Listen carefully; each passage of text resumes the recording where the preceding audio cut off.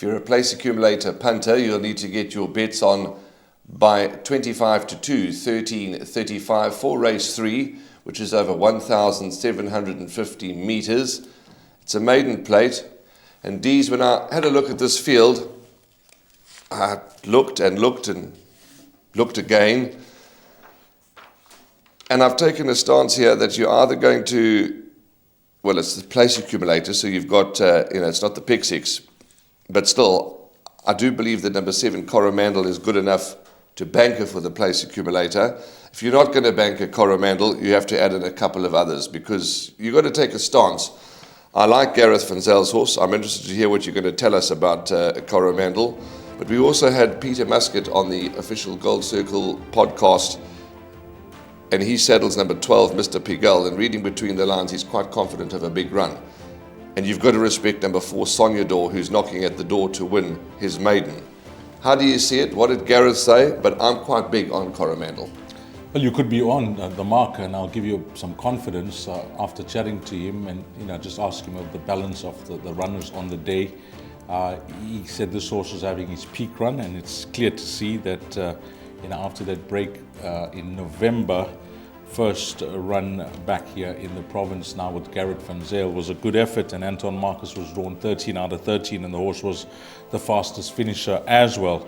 So you could be right with your selection as a place accumulator banker, but I'm firmly in the camp of number 4, Sonyador, as my PA banker as well. So you like Coromandel, I like number 4, Sonyador. Maybe that could be a way to double up in the first leg of the police accumulator. Last time out, this horse Sonyador, drawn 14 out of the 15, was gutsy in defeat, fought all the way to the line after being given a forward ride by Lyle Hudson, and Jack in the Pot was the winner that day. But I keep going back to that penultimate start, Warren, that run behind Origami. Midweek Origami coming to finish a good second post-maiden. Linbara has won from there. Bohemian Lad has won from there. A horse called Master George, who took a bit of time, has won. And there's been a subsequent winner as well in H2O. A form line that's strong, and it's a massive draw swing around now for Serena Moodley. So I'm going to go 4 to beat your selection. I don't think there'll be much that separates the two if you go on the comments that I got from Garrett with regards to his runner. And then you mentioned Mr. Pigalle, so there's the trifecta box, Warren. Yeah, well, there we go. 4 Sonyador, 7 Coromandel, 12 Mr. Pigalle. Could be a trifecta box, but Dees is quite big on Sonyador, and why not? Certainly would be a deserving winner. I like a bit of 7 Coromandel. Some boxed exactas could be the way to go as well. 2 Commodocin for Kyle Hurtson, the International Racing Club, and all their partners. Kyle Stradham takes weight off his back.